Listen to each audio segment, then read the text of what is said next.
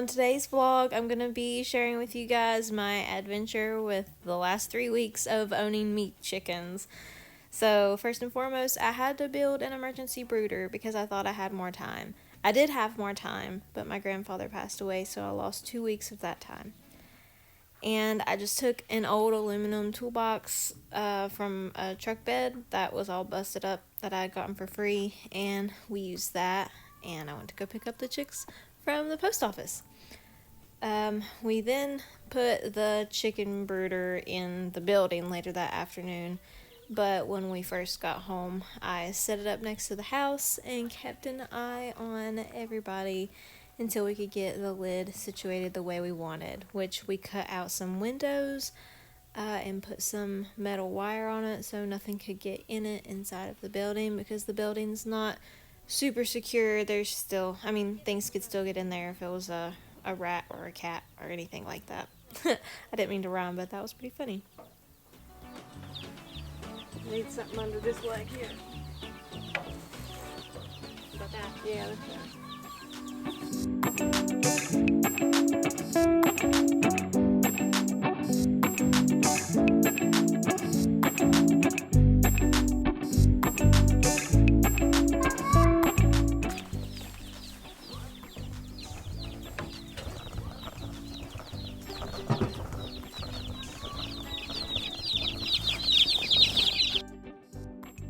Just for a couple days.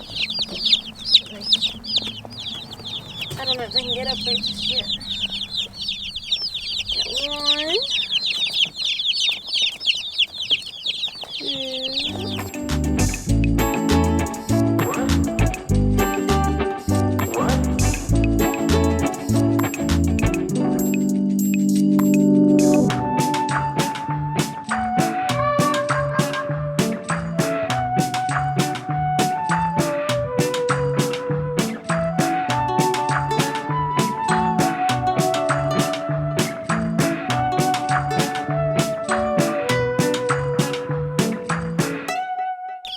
And then my mystery chick, which I don't know what it is.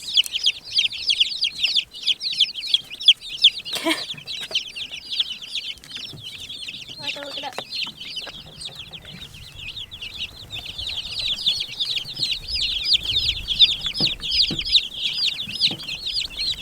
No dead ones.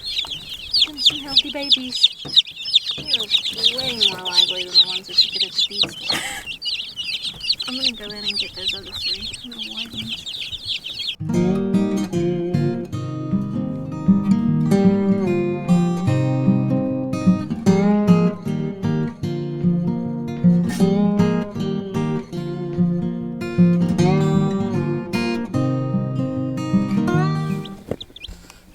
These guys were in the house. These are ones that I hatched just a few days ago from actually 2 chickens that are no longer with us. My rooster got sick, and then the hen got sick. The hen had vent gleat, and the rooster, I think, had an esophageal obstruction or some sort of sour crop. But they didn't make it, and these are their babies. So I ordered my chicks from Murray McMurray Hatchery this year, and I was extremely pleased with my experience. All of the birds are very healthy. These are the ginger broilers. I didn't pick these because it's what I wanted. I picked these because that was the only meat birds that they had available at the time. But I'm pleasantly surprised with how they've turned out. I've only lost 1, which I think is pretty good odds.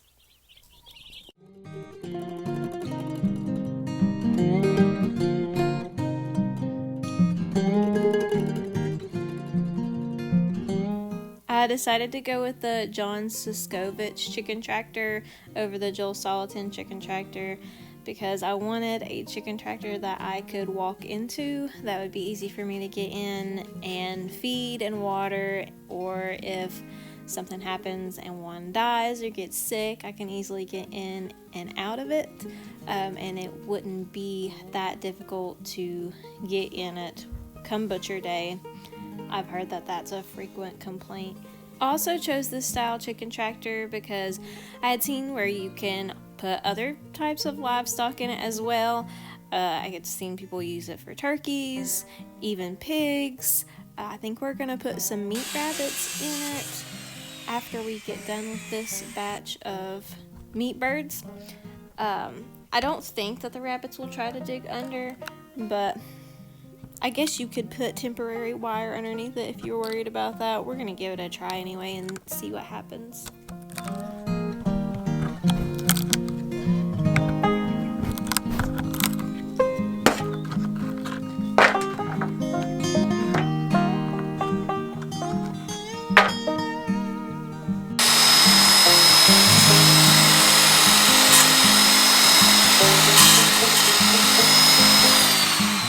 The most time-consuming part and arguably the most difficult part of this chicken tractor build was the half lap joints, which definitely gave the chicken tractor a more sturdy feel. I would say if you didn't do these joints that it would be a little bit more wobbly, so I'm glad that we did it. However, it was kind of hard to get them to go together because we cut them too tight, and then they ended up having to go back and clean out make it just a little bit wider. And then he figured out a trick with the circular saw, with the skill saw, by just barely moving the blade back and forth, and that cleaned it out so we didn't have to take like a sander or anything to it after we broke out those little bitty pieces of wood, if that made any sense at all. After that, it was pretty much smooth sailing. They got it put together, they got the pipes bent and put on, and then we added the wire, which took way more zip ties than I could have imagined. With the wire, I ended up going with rabbit wire all over the whole thing instead of chicken wire on the top, just for extra protection. So I did end up having to buy another small roll to finish the top.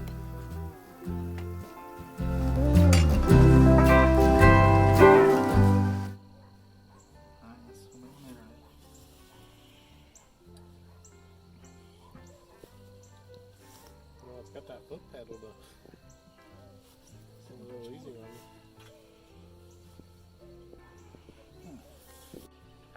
He has you build a whole little wooden contraption to hold your pipe for you. Yeah, we have two people. Yeah. So what we're going to do, just trying not to step on it too hard. and you're going to try to hold it as close to vertical as possible. Yes. And I've got to catch this. So I'm gonna Just catch on the end. this just at the end. That should give you your 5 inch. I have to go to 45, and I can't read. I can't see. Well, it's dark. Get over here, man. No. Tried. Look at that sunset. 45 is right here. Can't see that from up there. Yeah. No. Alright, well, I'll tell You're you. just going to tell me. Okay. All ready? Mm-hmm.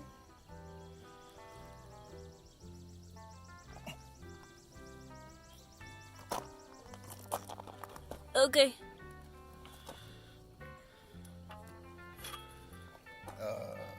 That's right. It's supposed to be that small? It's just supposed to catch on the corner, so that's where your screws are gonna go. Okay. Sure. Good enough for me.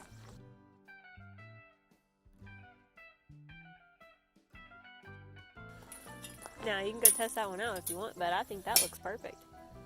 Look like a house. Good enough. Alright, we can do this pretty fast now.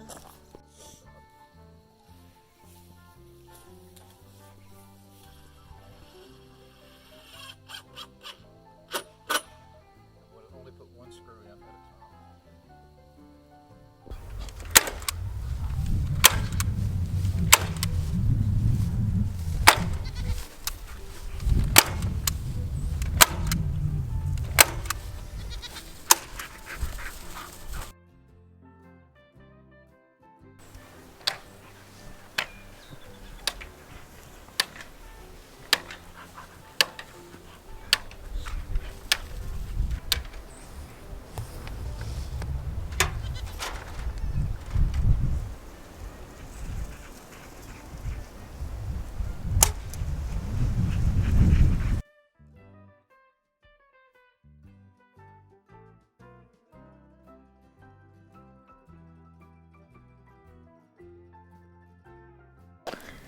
We are almost at the finish line with this John Suscovich, I know I'm pronouncing his name wrong, chicken tractor, and I've got to finish zip tying the wire on the top and adding the wire on the front and back, and I think I'm short on wire. I'm gonna have to go buy just a little small roll because I used the rabbit wire on the top too, because I've had issues in the past with a regular chicken coop with predators just ripping into chicken wire. So this little guy has found the one spot in the electric netting that is not electrified, and he gets out of it. His name is Igor, and he's nothing but trouble. Aren't you nothing but trouble? Nothing but trouble. So he's gonna help me put these zip ties on. Aren't you, bud? Scared of the cat?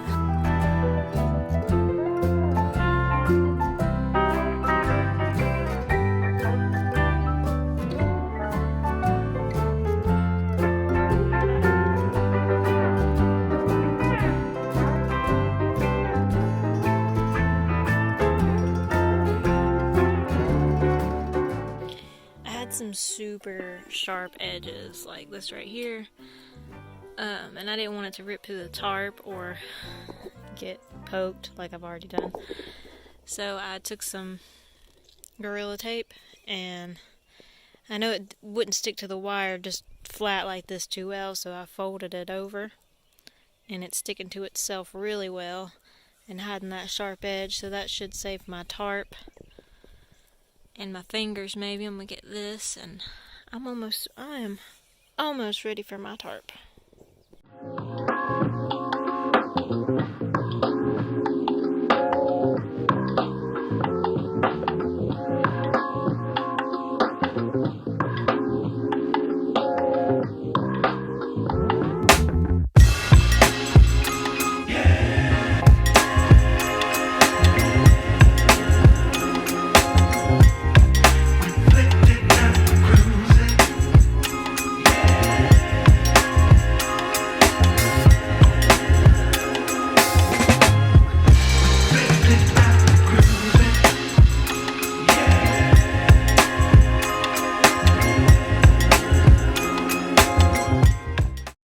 So a couple things about the tarp. I had to get this on quickly, so I went to my local Walmart and got a medium duty tarp. I also had to get a silver one because they did not have white, and it is blue on the underside. It's already ripped in a couple places because I got the medium duty, and because there are a couple sharp spots on the roof. It's not like rip, it's just barely, I mean, like, you know, after a couple weeks it's gonna be a hole. It's fine for now, but I would definitely, if I were you, go ahead and, if you're building this, see, I waited till the last minute to order the tarp. I had everything else.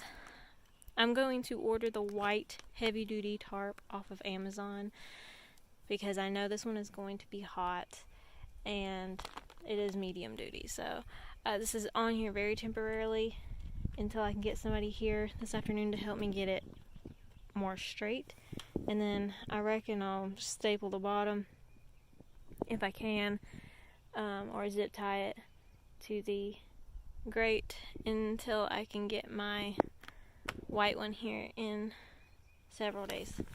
But the only thing that I'm lacking now is the feeder and the waterer, which I have the bucket, and I'm not worried about the feeder right now. They can have a feeder on the ground, and I gotta put a couple more braces on. The instructions weren't super clear about where to put the braces. The instructions were a little wonky. All in all, I think that my dad and my boyfriend had a little trouble with the instructions. But other than that, it seems to be pretty solid. I'm using a dolly here, fold it down onto the ground, and get a rope, put it on the front, and pull it that way. It's actually pretty cool in here, especially with the breeze blowing through the front and back. I would have had these guys out here earlier this week, but we have had some crazy weather. It's been like cold and rainy and super windy. This is the first nice day that we've had, and I think last night was the last cool night. Like, I think it was in the 40s, maybe 30s last night, and for the next 10 days we're forecasted in the 50s and above. So the last frost is usually around May 10th here, and it is the 5th. I'm going to get my tomato plants out in the greenhouse today. I don't feel comfortable planting them into the ground, probably till after the 15th, whenever I can see what the weather's going to be like past then. But these meat birds got to get out of that little tiny brooder. They have grown entirely too fast, but it has been 3 weeks, so we're right on schedule. Next time, mental note, bigger brooder. But I'm going to get these guys out here now. I have a tote that I'm just going to pile some birds into and carry them out here. This will be their first time on grass. I don't have a way to get all of them out here in one go, so I'm gonna just get a few at a time. And when I lift the lid to the brooder, they all try to jump out, so this is going to be interesting. Might have to catch a few chickens. Now they are not like that tightly packed in here. They're just piled on top of each other because I don't have the heat lamp on, because they don't need a heat lamp right now.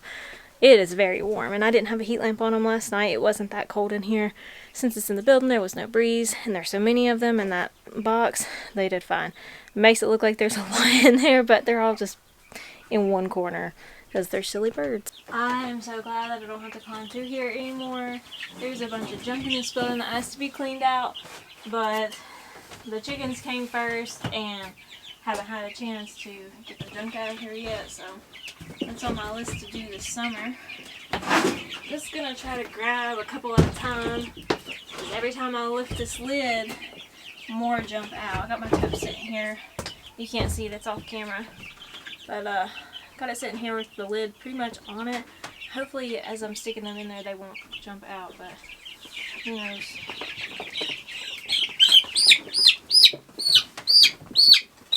Now I've got one mystery chicken here that they sent, and I've got 3 chicks that I hatched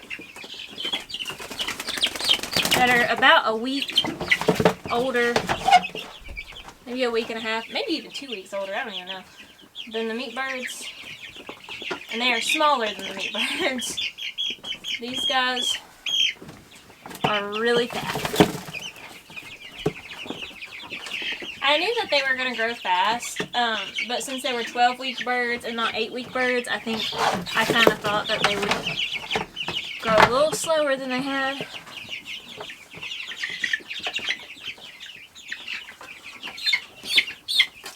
Like, that's a pretty big chicken. It's strong, too.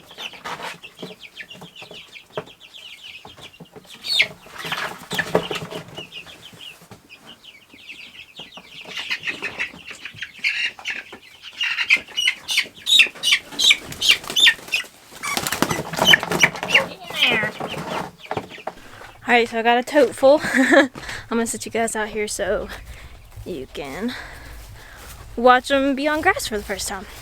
Bring these guys out and then I'll get the rest of them.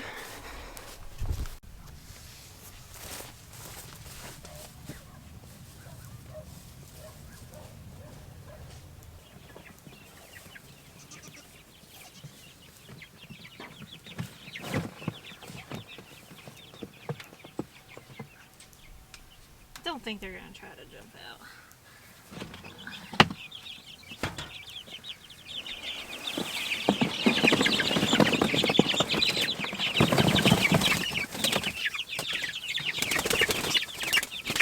Freedom!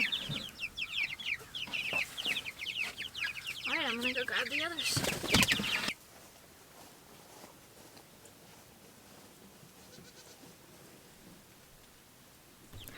I gotta get them on level ground in just a second. I don't have the pull chain on there.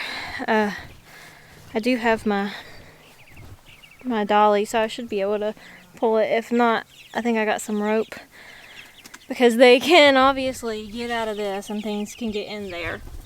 But my biggest concern was getting them out of that box as soon as possible. So I'm gonna get them in there, then I'm gonna move it.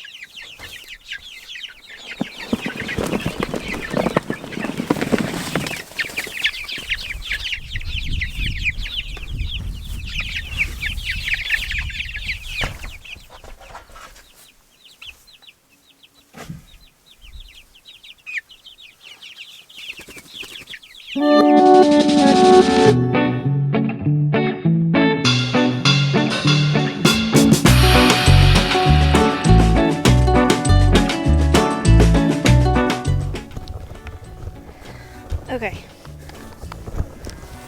found some rope and a drill, so let's make a pull cord.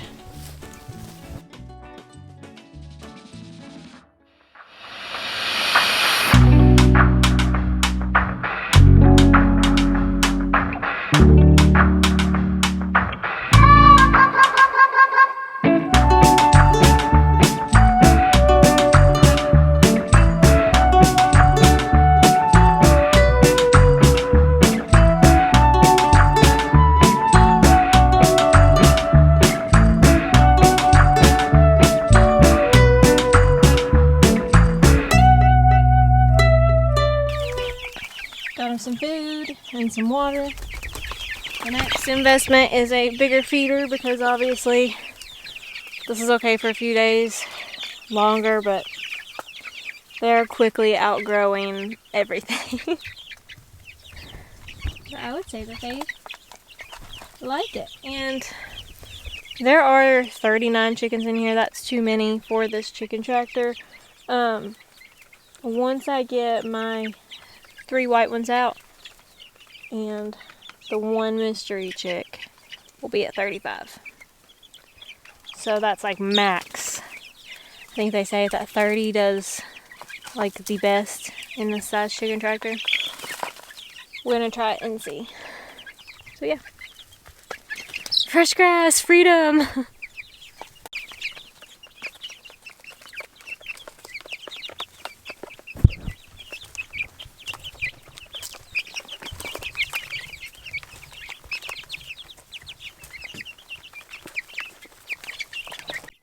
It's a few hours later and I come out to check on the chicks, and they're doing great.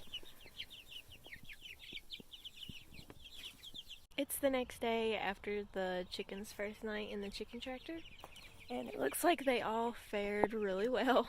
It was about 50 degrees last night, so they all look like they did really well.